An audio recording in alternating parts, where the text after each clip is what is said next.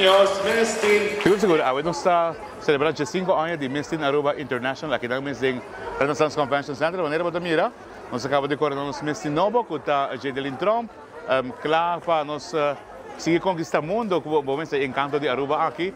Hopi contento aqui no Renaissance Convention Center, uma noite bonita, uma noite de magia, uma noite única de beleza, mas também inteligência.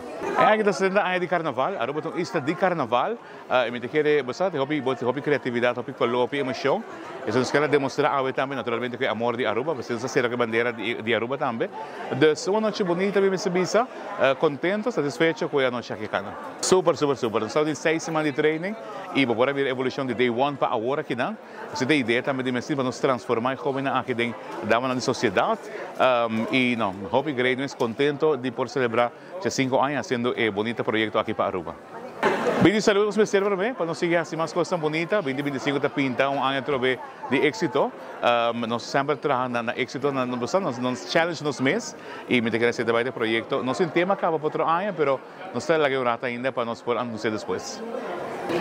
O treino vai roupa bom, mas roupa duro para lograr minha meta e claro que roupa treino e roupa bastante me alegra.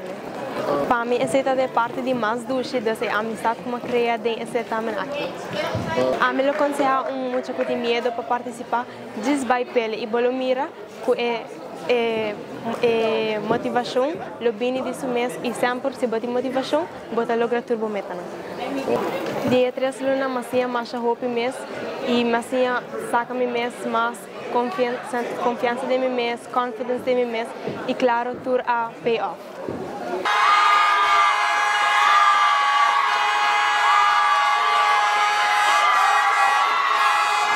Minha mensagem sempre está algo que me dá para a pele, está sempre não comparar o mês com o outro, sendo botar suficiente e aceitar e ser o mesmo maneira botar.